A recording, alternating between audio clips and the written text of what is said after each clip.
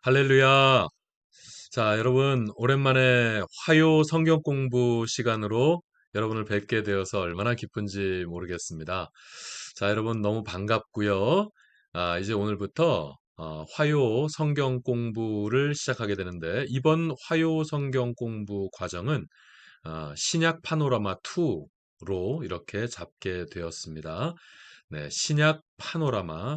여러분, 성경 파노라마를 박 목사님과 함께 여러분이 공부를 한 바가 있습니다. 꽤 오랫동안 공부하신 바가 있고요.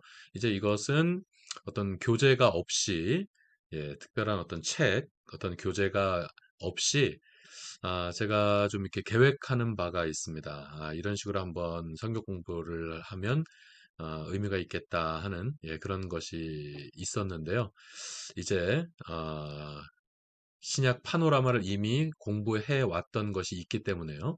이번에는 신약 파노라마 2라고 하는 주제로 해서 우리 신약 성경에 대해서 우리가 조금 더 이렇게 깊게 공부하는 그런 기회를 삼고자 합니다. 자, 그럼 이제 오늘부터 신약 파노라마 첫 번째 시간을 시작하도록 하겠습니다. 기도하겠습니다. 좋으신 아버지 하나님, 참으로 감사드립니다. 아버지 하나님, 우리 주님께서 우리를 사랑하신다라고 하는 것. 우리 주님께서 이 세상을, 우리를, 나를 어떻게 사랑하셨고, 얼마나 사랑하셨으며, 결국 어떤 일을 하셨고, 결국 우리가 어떤 축복 아래 있는 사람들인지, 이 신약 파노라마 2를 통해서 이 클래스를 통해서 우리가 이것을 더욱더 깊이 깨달아 아는 시간 되게 하여 주시옵소서. 무엇보다 우리가 신약 성경을 좀 더 깊이 있게 한번 공부해 보려고 합니다. 하나님, 저희들에게 지혜를 주시옵소서, 더 큰 믿음을 주시옵소서, 더 큰 열정을 허락하여 주시옵소서. 그래서 신약 성경을 우리가 더욱더 깊이 알아감을 통해서 우리 주님을 더욱더 깊이 사랑하고 주님을 더욱더 깊이 믿을 수 있는 그런 복된 이 자리, 이 시간이 되게 하여 주시옵소서. 이를 위해서 이 부족한 종을 세우셨사오니 아버지 하나님, 이 부족한 종에게도 더 큰 지혜를 주님 허락하여 주시옵소서. 이 시간 전적으로 주님만 의지하겠습니다. 하나님께서 함께하여 주시옵소서. 또한 지혜를 주시옵소서. 감사하오며 예수 그리스도 이름으로 기도하옵나이다. 아멘. 할렐루야. 화요 신약 파노라마 2 첫 번째 시간을 공부하도록 하겠습니다. 먼저 오리엔테이션을 삼아서요. 자, 오리엔테이션을 삼아서 여러분 교환을 보시면 이런 식으로 되어 있습니다. 매주 교환이 이제 이런 식으로 나갑니다. 첫 번째 스텝은 성경 읽기 숙제를 한번 점검할 겁니다. 이번 주는 숙제가 뭐였죠? 여러분, 이번 주 숙제가 뭐였습니까? 네, 없었습니다. 기분 좋지 않습니까? 네, 이번 주는 숙제가 없었습니다. 그러니까 성경 읽기 숙제, 그러니까 지난주라고 되어 있습니다. 그러니까 전주에 내준 숙제를 점검하는 시간이에요. 전주에 내준 숙제가 없기 때문에 여기는 지금 공란으로 되어 있는 거고요. 그 다음에 두 번째 스텝은 뭐냐면 이제 우리가 공부할 그 내용에 대한 개론에 대해서 공부할 것입니다. 오늘 첫 시간이기 때문에 오리엔테이션을 삼아서 원래 우리가 나가려고 하는 것은 마태복음, 마가복음 순서대로 신약 성경 순서대로 쭉 공부해 나가려고 하고 있어요. 근데 이제 이전에 하고 그런 게 없기 때문에 오늘은 2와 3을 합해서 하나로 만들어서 공부하게 될 것입니다. 오늘은 신구약 중간사에 대해서 공부할 겁니다. 근데 여러분 예습한 것이 없습니다. 그래서 예습한 것이 없다라고 하는 그 백지 위에서 공부하게 될 것입니다.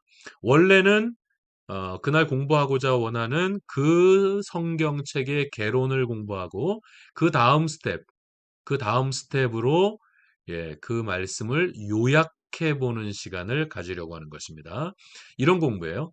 개론에 대해서 공부할 거고, 그 다음에 그 성경책을 요약하는 공부를, 이런 공부 여러분 안 해보셨죠? 저도 이런 공부 해본 일이 없어요. 근데, 성경 공부를 우리가 참 많이 했는데, 사실 저는 어떤 그 조직신학 쪽에 제가, 아, 좀 재밌어요. 조직신학 파트가 저는 되게 재밌어요. 그래서 저는 성경 공부를 하게 되면 어떤 조직신학적인 공부를 좀 많이 그동안 인도해 왔었거든요. 그런데 그냥 하나님께서 우리들에게 주신 그 하나님의 말씀 자체로서 사실은 우리에게 충분하거든요. 그래서 말씀을 조금 더, 말씀 속으로 좀 더 들어갔으면 좋겠다. 그런 성경 공부를 한번 해봐야 되겠다 하는 생각을 하고 있었습니다. 그래서 이번 성경 공부는 그 성경에 대한 개론을 공부하고 그 다음에 그 성경책을 요약해보는 시간을 가질 것입니다. 그래서 필수적인 요소가 뭘까요? 그래서 필수적인 요소가 그 전주에 숙제를 내드려요. 예를 들면 여기 보시면 자 4번 성경 읽기 숙제라고 되어 있죠. 이거 다음 주에 해올 숙제인 거예요. 예. 그러니까 지난주 숙제를 먼저 점검하고 개론 공부하고 그 다음에 요약을 공부한 다음에 제일 마지막에 다음 주에 읽어 오셔야 될 성경 숙제를 내드립니다. 그럼 이제 여러분 다음 주 숙제가 지금 마태복음이잖아요. 마태복음 28장까지 있어요. 그죠? 그래서 요 읽기표를 내드리면은 이제 한 주간 여러분은 이제 마태복음을 이걸 다 읽어보는 겁니다. 한번 쫙 읽고 온 다음에 이 시간에 저랑 같이 마태복음의 개론에 대해서 공부하고 마태복음을 요약해보는 시간을 가질 것입니다. 이런 식으로 공부를 할 거예요. 근데 먼저 말씀을 드리겠습니다만 오늘 첫 번째 시간 그리고 다음 주까지는요. 마태복음, 그러니까 신약 성경에 들어가기 전 신구약 중간사를 2주 동안 공부하도록 하겠습니다. 여러분 신구약 중간사라고 하는 거 공부해 보신 일이 있으신가요?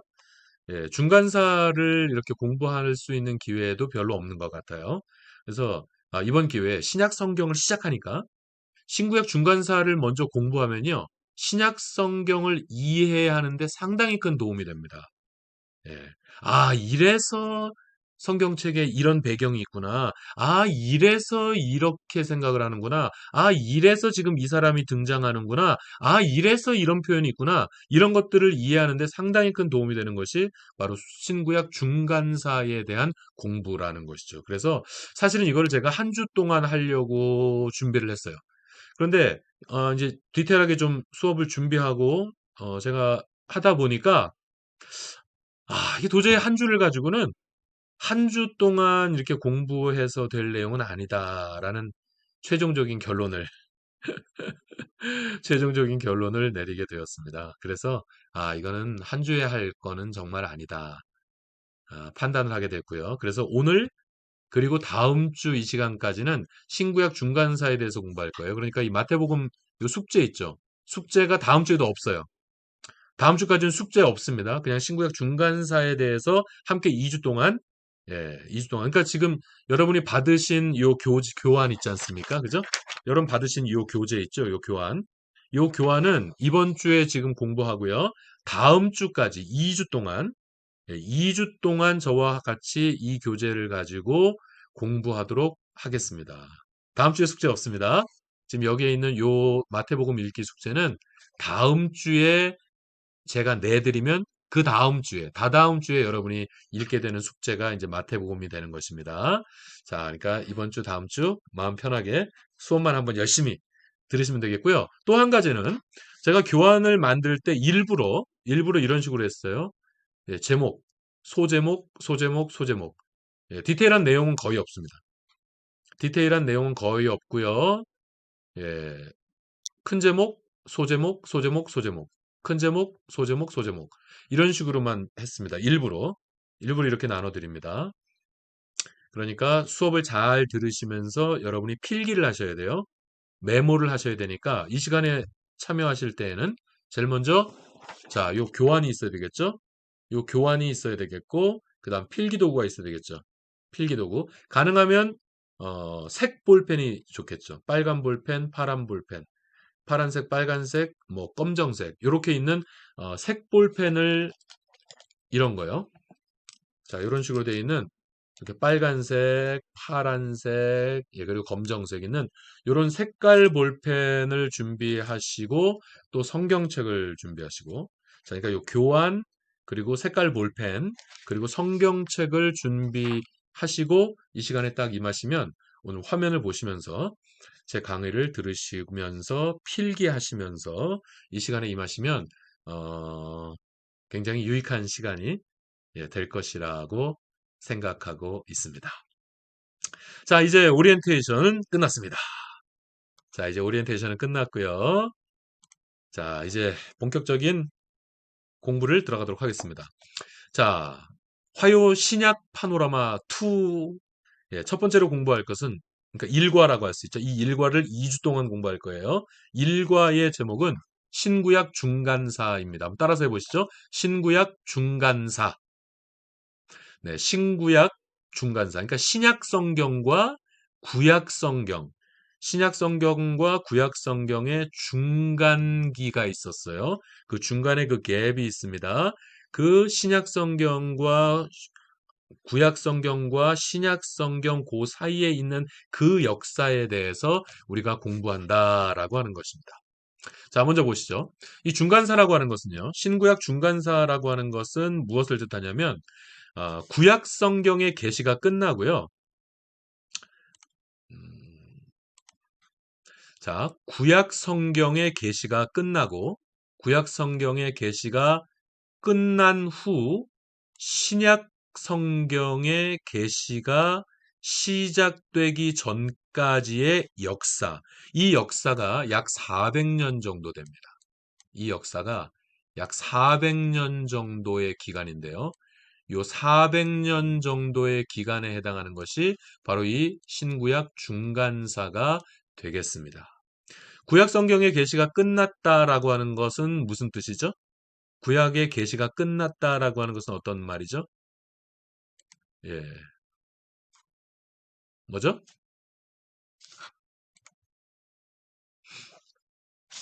어떻게 표현할 수 있을까요? 어, 이, 아이고, 왜 안 넘어가네? 자, 여러분. 이 구약 성경에 구약의 계시가 끝났다라고 하는 것은 바로 이런 거죠. 구약 성경의 마지막 책이 뭐예요? 말라기잖아요. 그죠? 예, 구약 성경의 마지막 책이 말라기죠. 바로 이 말라기 계시가 종료된 시점을 구약의 계시가 끝난 시점이라고 말할 수 있는 것이죠. 말라기의 계시가 종료된 그러니까 말라기 성경책이 기록이 완료가 된 시점 이렇게 표현할 수 있겠죠. 예, 그때가 바로 예, BC 예, BC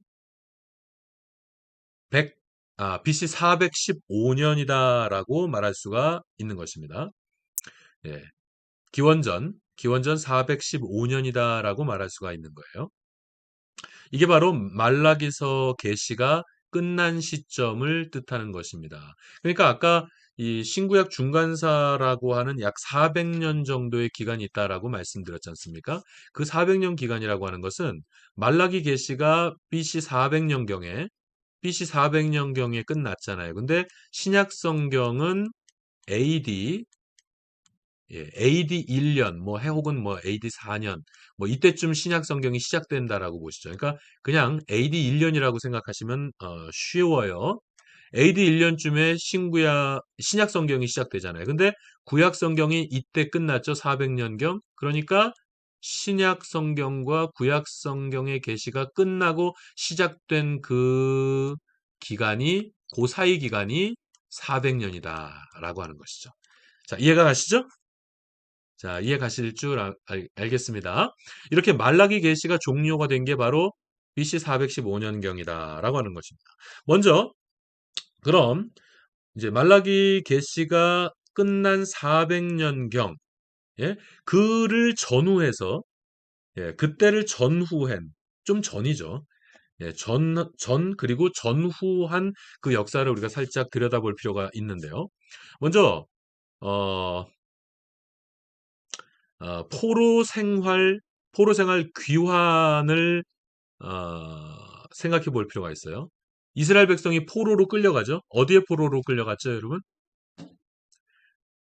아수르로 끌려갔나요? 바벨론으로 끌려갔나요? 아니면 페르시아 제국의 포로로 끌려갔나요? 아니면 4번 이집트로 포로로 끌려갔나요? 어디로 포로로 끌려가죠, 이스라엘 백성들이? 1번 아수르, 2번 바벨론, 3번 페르시아, 4번 이집트. 정답은 뭐죠? 1, 2, 3, 4번 중에 하나, 둘, 셋.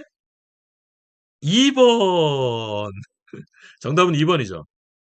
어디로 포로로 끌려갔겠습니까? 바벨론으로 끌려갔죠. 여러분 구약 성경을 역사서를 좀 잘 읽다 보면 아수르라고 하는 대제국이 나타나지 않습니까? 그러나 아수르는 어떤 그 통치의 방법을 포로로 잡아가는 거를 하지 않습니다. 그 사람들은 피를 섞어버리는 방법을 사용하죠. 아수르는 통혼 정책을 사용해서 이스라엘 백성들, 그러니까 피정복민들을 하이브리드로 만들어 버리는 거예요. 여러분, 요즘은 하이브리드가 대세고 하이브리드가 유행이잖아요. 그러나 여러분, 이스라엘 백성들이 잡종이 된다. 예? 이스라엘 사람들의 피를 섞어버린다라고 하는 것은 여러분, 이스라엘 백성들에게는 이거는 엄청난 재앙인 거죠. 그러지 않겠습니까? 예, 아수르는 그렇게 피를 섞는 정책을 했었어요. 두 번째 그 이후에 나타난 대제국인 바벨론이 바로 이렇게 포로로 포로로 잡아가는 정책을 펼치죠. 그러니까 뭐 그냥 포로로 잡아가니까 어떻게 반란을 꾀하고 예? 왕의 아들이 포로로 가 있어요. 그리고 어떤 뭐 군수의 또 딸이 포로로 잡혀가 있어요. 이런 식으로 되니 누가 반란을 함부로 꾀할 수가 있겠습니까? 누가 감히 누가 감히 예?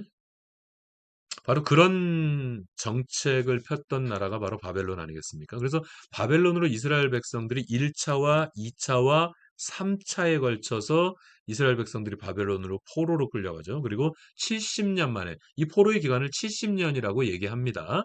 뭐 대충 70년이긴 한데 70년이라는 말이 좀 애매하긴 해요. 이렇게 1차, 2차, 3차에 대해서 포로로 끌려간 백성들이 다시 포로로 돌아오죠. 1차와 2차와 3차에 걸쳐서 다시 포로로 갔던 백성들이 이스라엘 땅으로 귀환하게 됩니다. 지금 그 말씀을 하고 있는 거예요. 예. 포로 생활 귀환 후.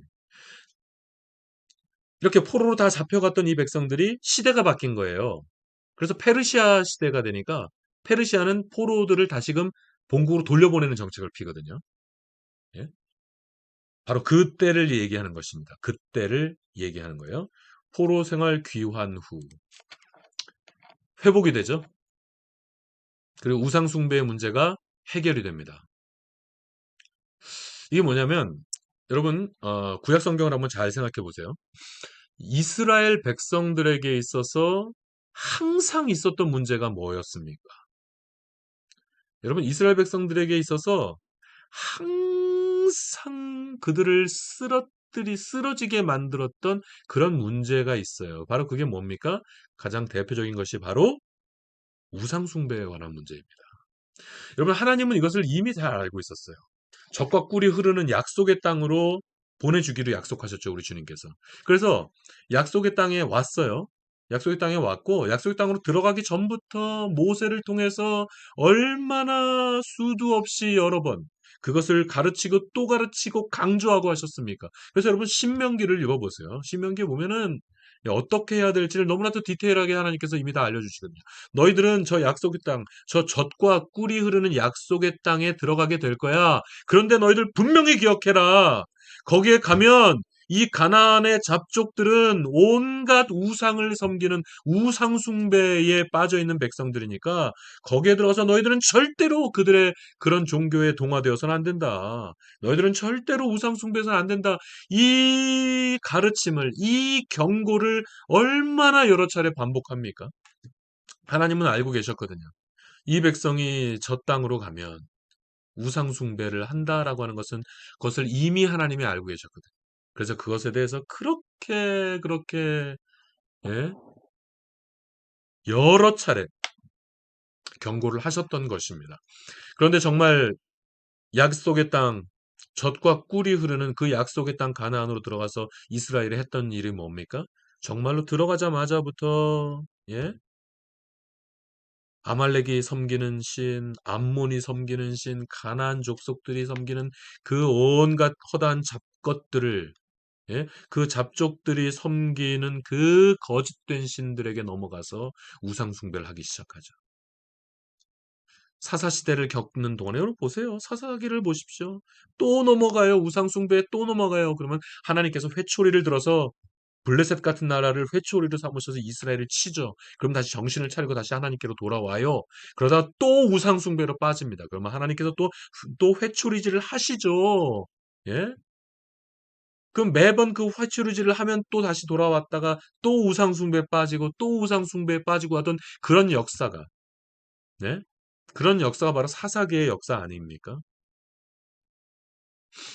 그래서 하나님께서 원하시는 길을 가야 되는데 각기 자기의 소견에 옳은 대로 행하였다라고 하는 것이 사사기 시대를 한마디로 표현하는 문장 아니겠어요? 그 이후에 이제 역사 시대가 됩니다. 역사 시대가 돼서도 계속해서 바알과 아세라. 여러분 여기에 수도 없이 또 넘어가서 또 하나님께서 드시는 그 회초리에 얻어맞고, 예? 첫 번째로 드신 가장 강력한 회초리가 뭐였습니까? 그게 바로 아수르였어요. 그리고 또 우상 숭배에 빠지고 두 번째로 들으셨던 아주 강력한 또 회초리가 뭐였어요? 그게 바로 바벨론이었던 겁니다, 여러분. 바벨론이 다 포로로 끌려갔죠? 그렇게 가르치고 그렇게 경고하고 또 경고했으나 이 우상 숭배 문제 늪에서 헤어나지를 못하는 겁니다, 여러분. 그래서 결국 하나님께서 쓰신 그 엄청난 회초리가 바벨론이었고, 바벨론의 포로로 끌려가서 70년 동안 포로 생활을 한 이후에 이제 페르시아 시대가 됐어요. 세상이 바뀌었죠. 세상이 바뀌어서 페르시아 시대가 돼서 이제 포로에서 귀환하게 됩니다. 이때 본국으로 다시금 귀환하게 된 이스라엘 백성들은요, 이게 중요합니다, 여러분. 이게 정말 중요한 거예요. 하나님께서 회초리를 드실 때는 이유가 있죠. 기본적으로 하나님께서 회초리를 들으시는 것은 당신의 언약의 백성들을, 예? 그냥 멸망시키기 버리기 위해서 회초리를 들으시는 것이 아니죠. 하나님은 당신의 백성들을 사랑하십니다. 회초리를 드실 때에는 하나님의 목적이 있죠. 이렇게 엄청난 회초리를 들어서 결국 70년 만에 다시 고국으로 돌아온 이 이스라엘 백성들, 이들은 영적으로 회복됩니다.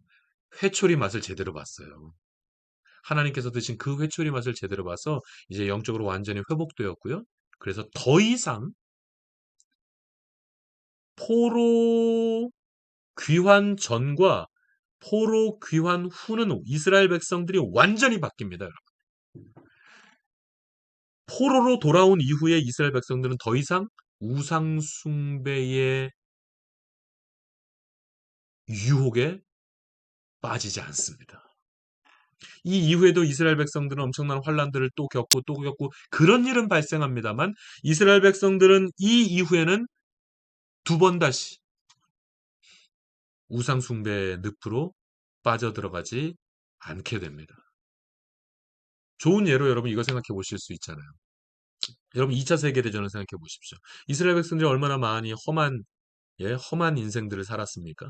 2차 세계대전 때는 히틀러에 의해서 정말 엄청난, 자신들이 유대인이라고 하는 이유만 가지고 얼마나 엄청난 핍박을 받습니까? 얼마나 많은 사람들이 도륙됩니까, 여러분? 그죠?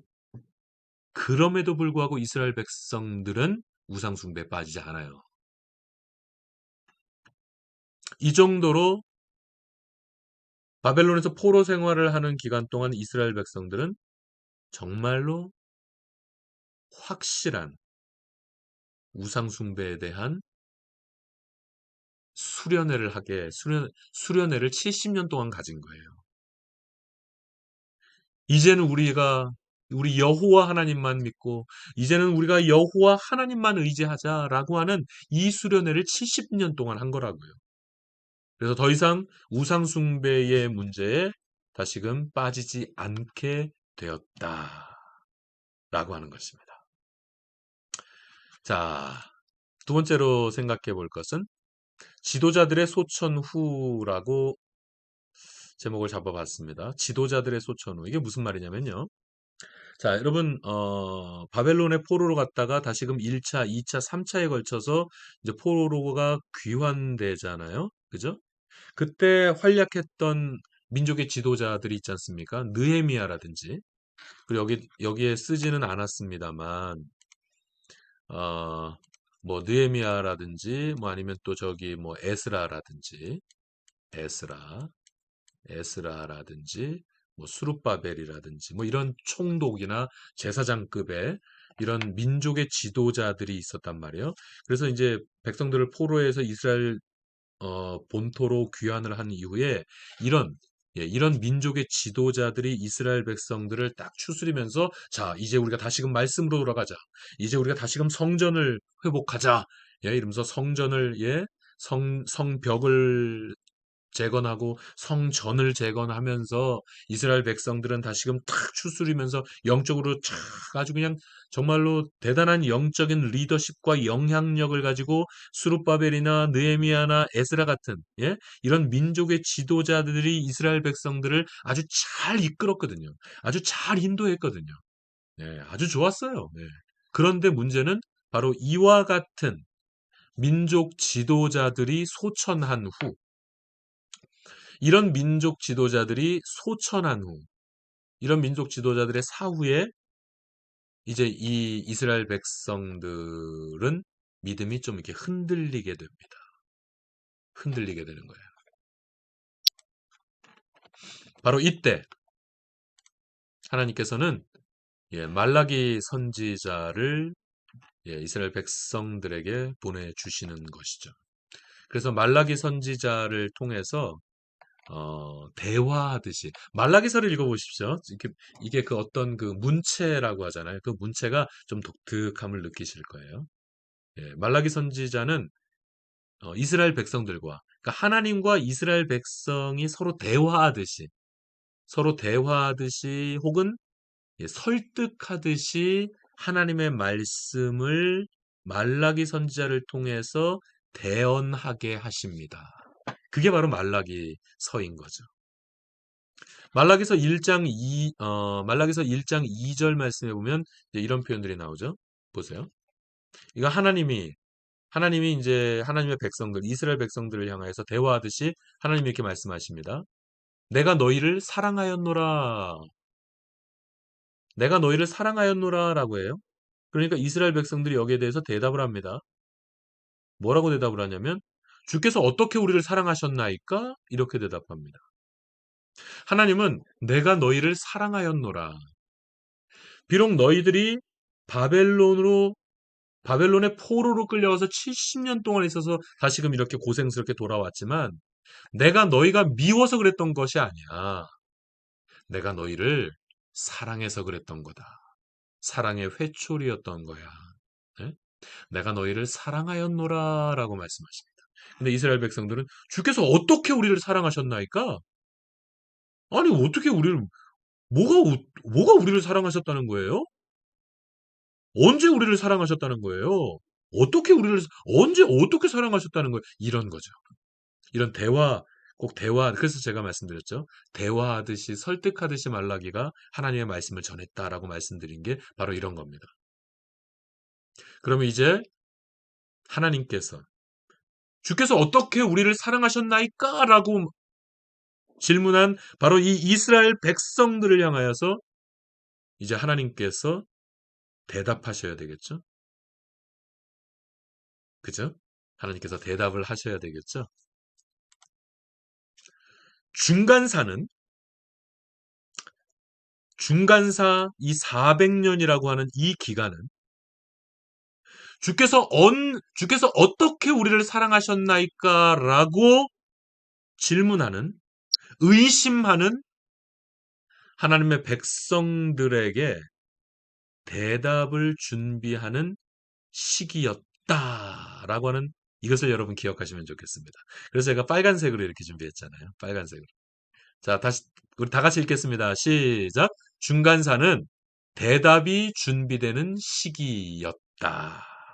여러분 이걸 기억하시기 바랍니다.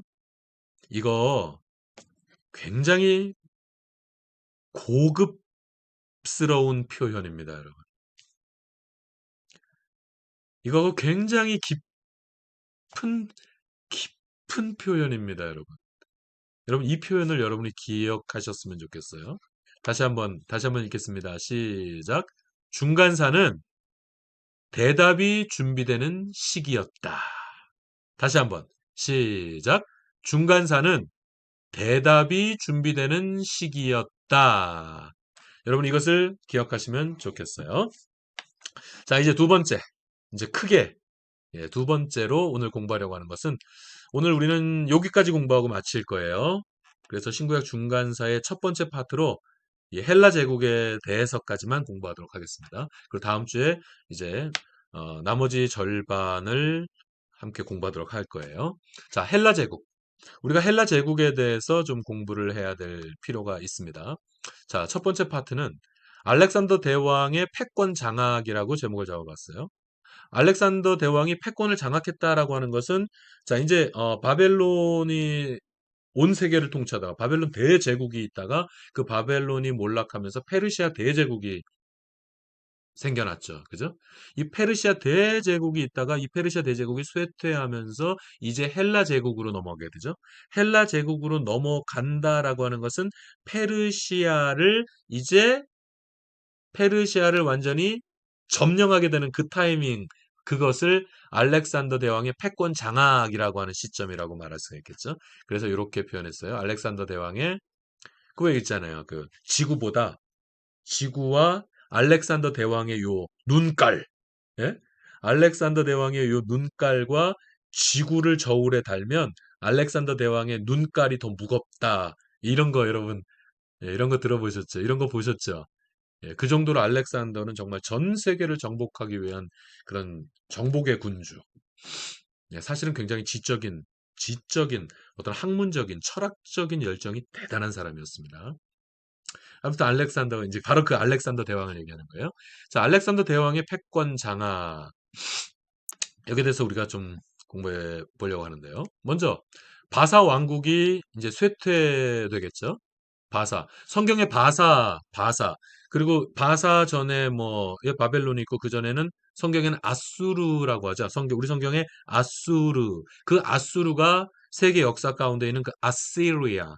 아시리아가 바로 아수르입니다. 우리 성경식의 아수르는 이제 뭐 원어에서 뭐 영어 성경을 중국어 성경, 그 중국어 성경을 번역한 게 우리 개역 성경입니다, 여러분.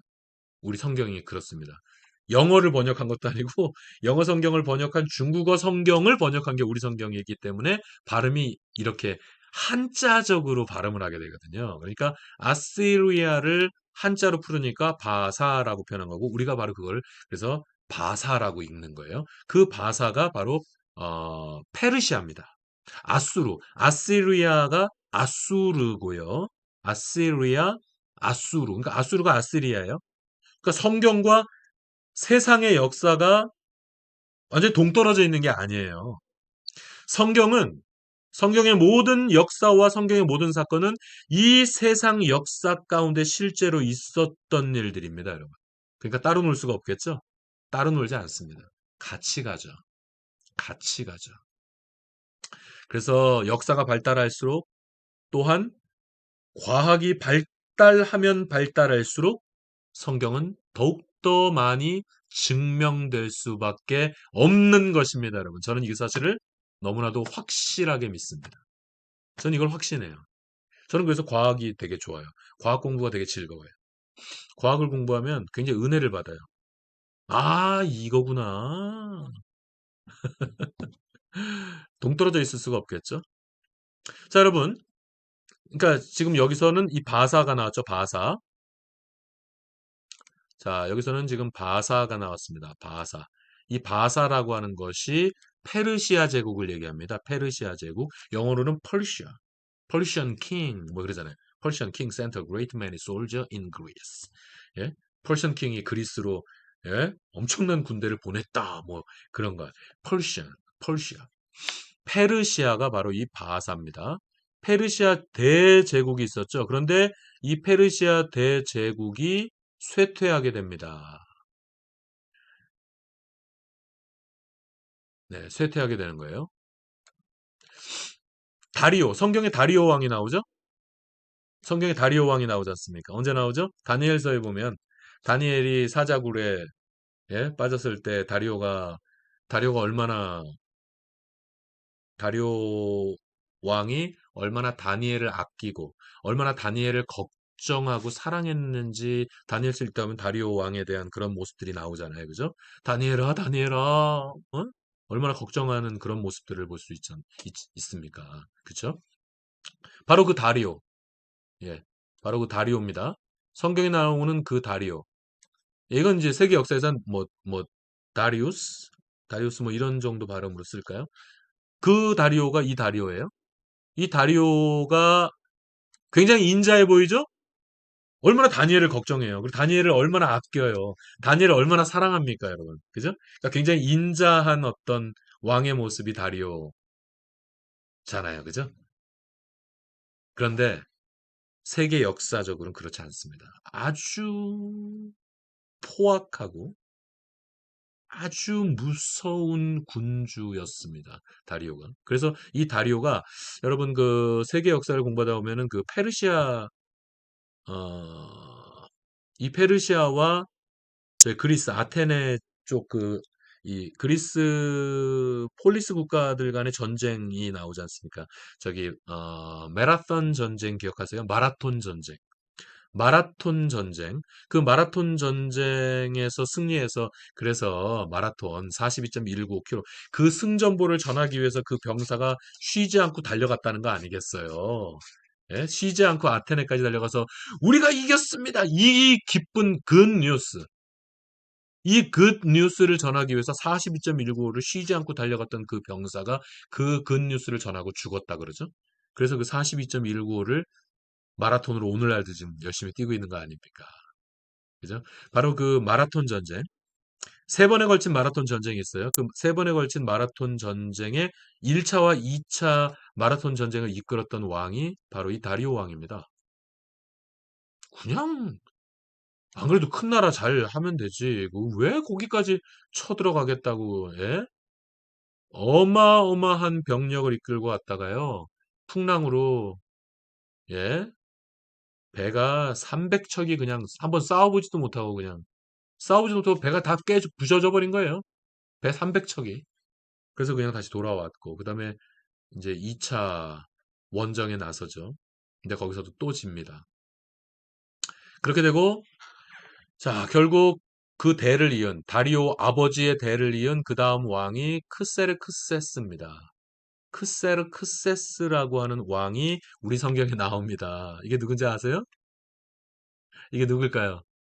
한번 맞춰보세요. 한번 성경을 한번 여러분 생각을 해보세요. 다니엘 시대의 다리오 왕 다음에 어떤 왕이 나오더라? 한번 생각해 보세요. 크세르크세스 우리 성경책에 나와요. 이 크세르크세스가 바로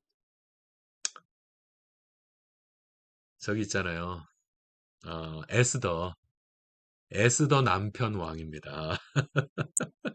우리 성경에는 이름이 어떻게 나오죠? 아닥사스다. 그죠? 아닥사스다라고 하는 이름으로 나오잖아요. 그러니까 아닥사스다 왕 하면 여러분 어떤 느낌이세요? 아, 우리 에스더가 죽으면 죽으리라 하고 딱 찾아갔는데 거기서 그냥 탁 해버렸으면 에스더는 그냥 죽은 목숨이죠. 그런데 딱 그래서 결국 에스더의 원통함을 풀어주는 그래서 이스라엘 백성들을 예, 구원하는 그런 아주 인자한 어떤 왕의 이미지가 여러분에게 있으시죠?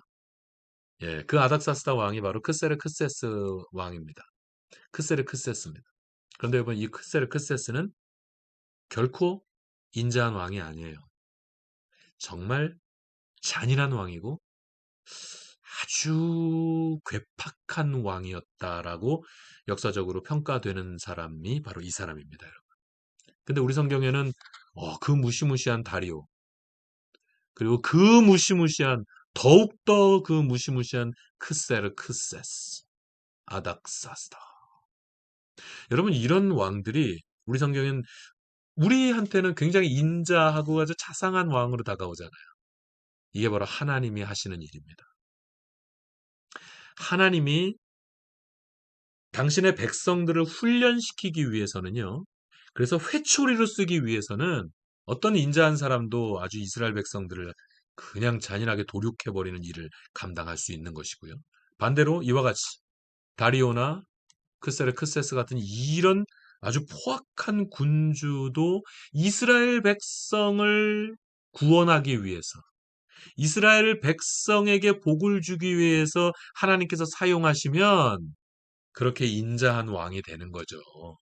하나님께서는 이 세상의 역사를 당신의 오른손으로 붙드시고 하나님의 그 섭리와 하나님의 계획에 따라서 지금도 사용하고 운행하고 계신 것입니다, 여러분. 바로 이런 거예요. 자, 이 다리오가 그렇게 마라톤 전쟁 2번 다 망해먹었잖아요. 그 나라가 많이 쇠퇴하겠죠? 그 다음에 이 크세르크세스 어마어마한 대군을 이끌고요. 제가 기억하기로는 제가 지금 이거 확인은 안 했는데 제가 확인하지 못했습니다. 그냥 제 기억에는 1200척의 군함. 여러분 생각해 보세요. 이 당시에 군함을 무슨 뭐 낚싯배도 아니고 군함을 1200척을 동원해서 원정을 갔었다라고 제 기억엔 지금 제가 기억하고 있습니다. 맞는지 틀린지 잘 모르겠어요. 예. 아무튼 뭐 이건 중요한 게 아니라 중요한 건 어마어마한 아마 병력 수도 100만 대군 이상을 동원했던 것으로 기억하고 있습니다. 정확한 숫자는 여러분 정확한 숫자는 제가 자신 없어요, 지금. 잘 모르겠습니다. 아무튼, 예. 어마어마한 대군을 거느리고 이 크세르크세스가 아테네, 예, 그리스 지역을 공격하게 된 것이죠. 그게 바로 제3차 마라톤 전쟁인데 여기서 또 완전히 져버리죠. 예. 이러면서 이제 왕국이 완전히 쇠퇴하게 되는 것입니다. 왕국이 완전히 쇠퇴. 왕국이 이렇게 쇠퇴하고 이 다리오 왕이나 크세르크세스 같은 이런 왕이 이제 완전히 그 엄청난 전쟁에서 지고 또 지고 막 이런 상황에서 완전히 이, 이 머리가 미쳐 돌아갔을걸요, 사실은. 현실적으로는 이 왕들이 막 머리가 돌아버렸을 거예요. 그런데 성경에 보세요. 하나님께서 이스라엘을 구원하기 위해서는 이 왕들을 얼마나 인자하게 사용하십니까? 그러니까 여러분 이 세상의 형편, 이 세상의 상황, 이 세상의 처지, 여러분 이건 절대로 절대적인 것이 될 수가 없습니다. 하나님께서 오른손으로 여러분 이 세상 역사를 지금도 운행하십니다. 우리의 질병도 하나님께서 그 강권적인 능력과 주권적인 역사하심으로 오늘도 이끌어가지고 계십니다, 여러분. 그러니까 걱정할 필요가 없는 거예요. 이런 이런 왕들까지도 하나님이 그렇게 인자하게 사용하시는데요. 예?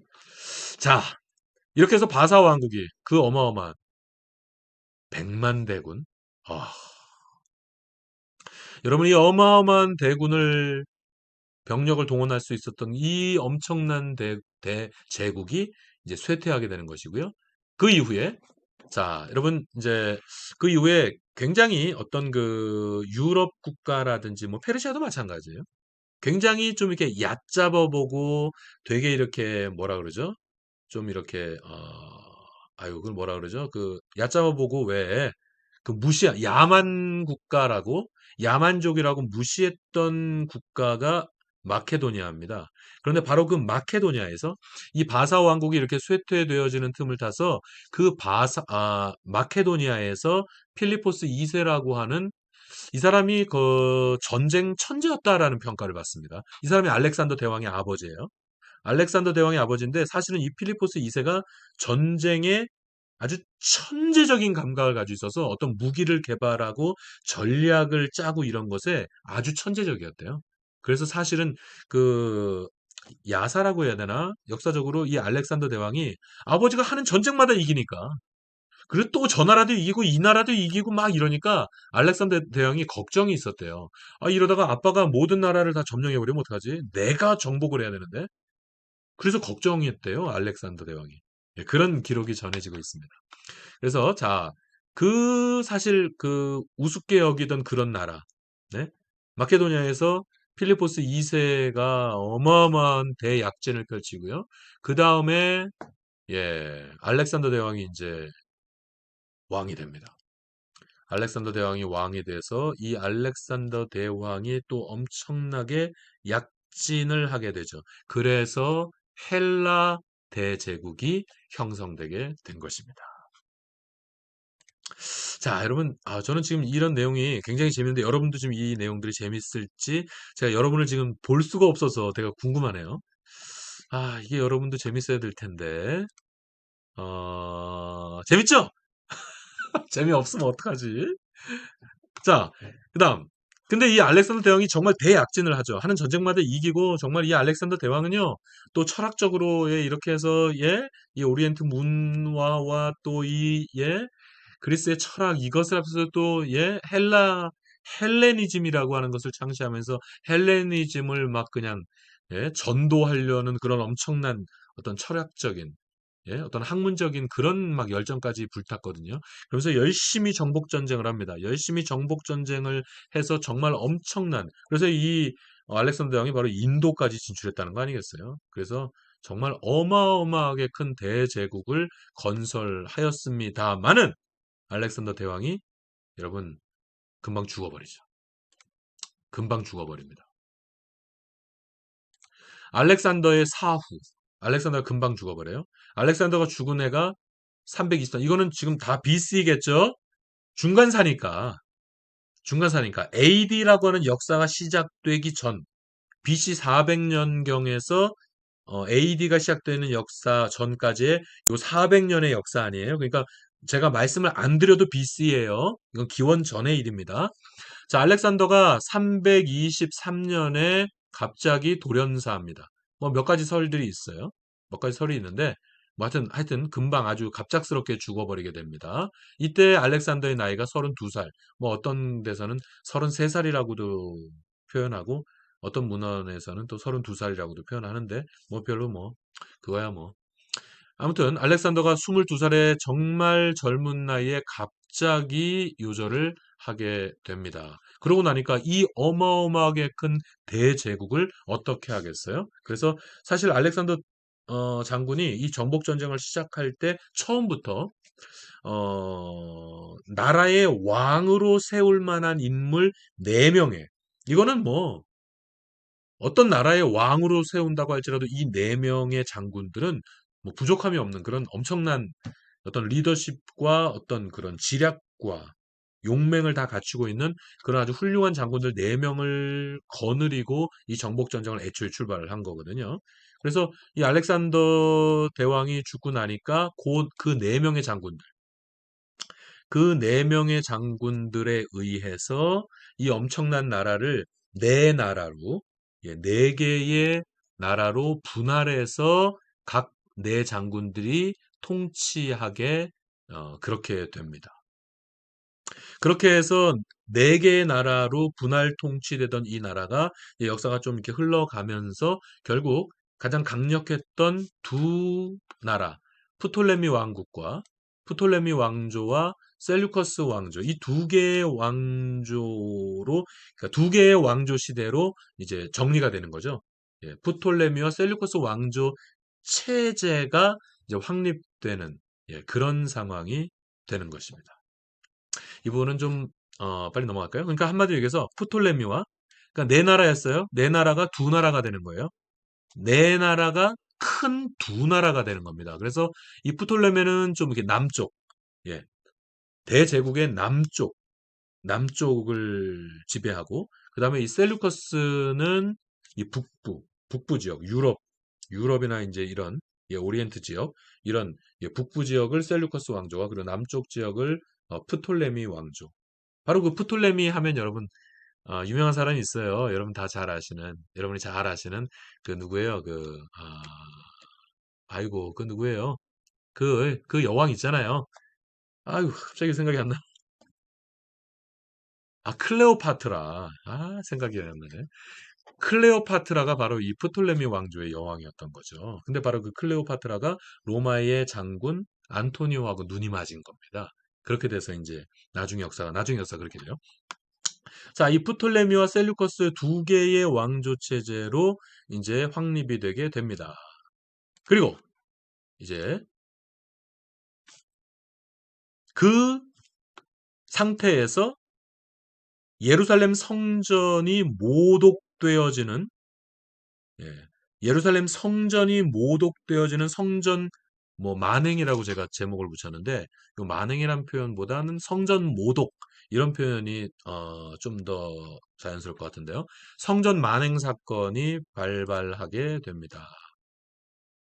이게 뭐냐면, 자, 이 셀루커스가 원래 유다는 요 프톨레미 왕조, 프톨레미 왕조에 의해서 유다는 좀 이렇게 다스려집니다. 프톨레미 왕조의 서포트를 받는다랄까? 아니면 프톨레미 왕조의 지배를 받는다랄까? 그러니까 이런 분위기. 프톨레미 왕조의 왕조 치하에 있었다라고 표현하는 것이 옳을 겁니다. 그런데 그러다가 갑자기 요 셀루커스가 198년 당연히 BC죠. BC 198년에 이 셀류커스 왕조가 유대를 장악하게 돼요. 원래 프톨레미 왕조가 유대를 장악하고 있을 때는요, 유대 민족에게 굉장히 이게 관대한 정책들이 시행됐어요. 그래서 유대의 어떤 문화나 유대의 종교나 유대의 경제 이런 것들을 굉장히, 예, 잘 이렇게 지원해주는 그런 분위기였어요. 인정해주고 지원해주는 분위기였어요. 그런데 이 셀류커스가 유대를 장악하게 되면서 분위기가 완전히 바뀌게 됩니다. 그래서 셀류커스가 유대를 장악한 게 198년, BC 198년경인데요. 이 셀류커스 왕조의 그게 에피파네스라고 적었는데, 이 에피파네스는 별명이에요. 별명이고 이 사람의 이름은 안티오쿠스 4세라고 합니다. 안티오쿠스 4세. 안티오쿠스 4세가 바로 이 에피파네스인데, 안티오쿠스 4세의 별명이 에피파네스예요. 에피파네스. 그러니까 자기가 신이라는 거예요. 한마디로 자기가 신이라는 거죠. 정신병자다 그래서 이 에피파네스가 아니라 에피마네스다라고 하는 다른 별명까지 붙여주곤 그랬거든요. 그러니까 이 사람이 바로 안티오쿠스 4세인데, 이 안티오쿠스 4세가 프톨레미하고 전쟁을 하게 됩니다. 프톨레미를 완전히 그냥 정복해버리려고 한 거예요. 프톨레미를 완전히 정복해버리려고 부푼 꿈을 가지고 원정길을 떠났다가 이때 로마가 개입하면서 전쟁을 제대로 해보지도 못하고 그냥 돌아오게 되거든요. 그러니까 그냥 막 그냥 열이 받은 거예요. 예? 이 안티오쿠스 4세가 열이 받아가지고 원국으로 돌아가는 중에 온 더 웨이거든요. 이스라엘이 그러니까 이집트가 있으면 그렇잖아요. 이집트가 있으면 이제 북쪽으로 돌아갈 때 이렇게 가는 길에 이스라엘을 들르게 되죠. 이렇게 지도가 이렇게 되잖아요. 왜 이렇게 되잖아요. 그러니까 지중해가 이렇게 있으면은 여기 아프리카가 이렇게 있고 이렇게 돼 있잖아요. 근데 여기 이집트, 여기 프톨레미 여기랑 전쟁을 하고 돌아가는 길에 여기 이스라엘이 여기 있잖아요. 이스라엘이. 그러니까 돌아가는 길에 이스라엘에 들려가지고 무슨 짓을 하냐면요. 무슨 짓을 하냐면 성전을 모독하는 짓을 하게 됩니다. 여러분, 이스라엘 백성들에게 성전은 정말 생명 같은 거 아니겠어요? 그 생명같이 소중하게 여기는 그 성전에 이 에피파네스가 들어가서, 안티오쿠스 4세 에피파네스가 성전에 들어가서 성전에 돼지 피를 뿌려버립니다. 여러분, 여러분 율법의 돼지는 정한 짐승입니까? 부정한 짐승입니까? 부정한 짐승이잖아요. 돼지는 부정한 짐승이기 때문에 이스라엘 백성들은 돼지고기를 먹지 않아요. 그런 부정한 짐승을 먹을 수 없단 말이에요. 약속된 백성이, 선민 이스라엘 백성이 그런 부정한 짐승을 먹을 수 없단 말이에요. 그래서 절대로 돼지고기를 먹지 않습니다. 이스라엘 백성들이. 그런데 그 부정한 짐승인 돼지를 죽여서 그 돼지의 피를 성전에 뿌려버립니다. 이건 정말 이스라엘 백성들을 너무너무 절망하게 만들어버리는 정말 엄청난 사건이었던 거죠. 성전에 돼지피를 뿌려버리고 이뿐만이 아니라 성전에 제우스 신상, 이 제우스 신이라고 하는 것은요, 여러분 이 헬레니즘 그리스 신화에 있어서 주신 최고의 신이 바로 제우스잖아요. 예? 그러니까 유일신 여호와 하나님을 믿는 그 이스라엘 백성들의 성전에 들어가서 제우스 신상을 세웠다. 여러분, 이건 이스라엘 백성들에게 있을 수가 없는 일이고, 이건 정말 이스라엘 백성들을 완전히 정말 비통의 극치로 몰아버리는 정말 어마어마한 사건이었습니다. 이게 다가 아닙니다. 제가 금할례라고 표현했는데 할례를 금지시킵니다. 할례 받지 마! 할례를 금지시켜버리고 할례 받은 사람들은 죽여버립니다. 여러분, 이스라엘 백성들은 이거는 아마도 바벨론으로 전쟁에 져서 바벨론으로 포로로 끌려갔던 그 이스라엘 백성들보다도 더 엄청나게 이스라엘 백성들을 비통하게 했던 사건이 바로 이 사건인 것이죠. 할례를 안 받으면 그게 이스라엘입니까? 할례를 안 받은 백성들이 그게 선민이겠어요? 그런데 할례를 못 받게 하고 할례 받은 사람은 죽였습니다. 그리고 아주 많은 이스라엘 백성들을 잡아서 노예로 끌어갑니다. 이건 정말로, 여러분, 이건 정말로 이스라엘의 국가적인 절망 상황으로 이끌어갔던 것이 바로 이 에피파네스의 만행입니다. 안티오쿠스 4세. 그런데 여러분, 시간이 이미 많이 갔는데, 다니엘서 11장에 이와 같은 모든 역사적 상황들이 이미 예언되어 있습니다. 제가 두 절만 제가 여러분과 함께 읽도록 하겠습니다. 두 절만. 자, 여러분, 다니엘 11장 전체에 보면요, 아주 디테일하게 그 당시에 이 안티오쿠스 4세가 이 에피파네스라는 이 인물이 얼마나 극악한 일들을 했는지 아주 디테일하게 다니엘서 11장을 통해서 그것들이 막 정말 이 다니엘서 11장을 읽을 때마다 제가 깜짝깜짝 놀라요. 세상에 하고 제가 깜짝깜짝 놀랍니다. 아주 디테일하게 마치 어떤 사건을 보고 기록한 것처럼. 그런데 여러분 기억하십시오. 다니엘이 다니엘서를 쓴 것은 약 BC 기원전 550년경입니다. BC 550년경에 다니엘이 하나님의 영감을 받아서 이 다니엘서를 기록했어요. BC 550년에. 그런데 여러분 이 일이 언제 일어났다고요? 여러분, 이 안티오쿠스 4세가 성전을 모독한 이 사건은 여러분 BC 169년에 일어났다고요. 그러니까 여러분 생각해 보세요. 약 400년 후에 일어날 일인 거예요, 지금.